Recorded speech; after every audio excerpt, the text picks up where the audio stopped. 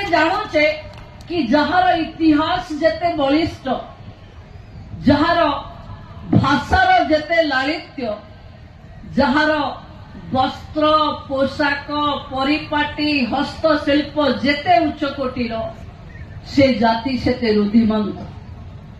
आमे जगतसिंहपुर जिला केबे पुरुणा को मने पकेइले बन्या आसिले हाहाकार होथिला, केबे आदि इतिहास को मने पकेइले आमे पारादीप बंदर रे नुआ भविष्य देखुचे, आमे मोदी जिम रे विश्वास करुथिबा लोको आमे जानिचे ये अमृत काल चालुची, डबल इंजिन रे विकास दुई गुणा हबो।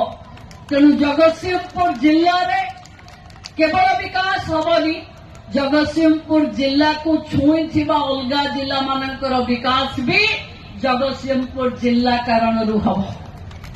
बंधु माने आमे समस्ते जानिछे आम पाखे मातृशक्तिर गोटे बहुत अपरूप संभावना एठी अछि।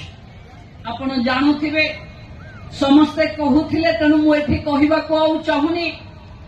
जेतबेले 100 दिन हेइथिला मु आसुथिली, मते सुभद्रा कथा कहिले समस्ते भाबुथिले सतरे कोन ए सरकार कोटिए देई पारिबो, केवल मंत्री बाहुस्फोट मारुचंती कि कोटिए महिला को आमे दबाबो। बंधु माने भारत वर्ष एभली कौनसी सरकार नहीं जे 6 मास भितरे गोटे नुआ योजनार मोडालिटी फाइनल करिवो, एसओपी करिवो, लोकंको पाखे पहुंचीबो एवं लोकंको डीबीटी माध्यम रे पैसा ट्रांसफर करिवारे ओडिशा आज 1 नंबर देश भावे ठिया होइछि। ये आपण मानकर सहयोग कारण हेई परिछि। दल मत निर्विशेष रे आपण मोदी को विकास विजन को स्वीकार करिसंती बोली हेई परिछि।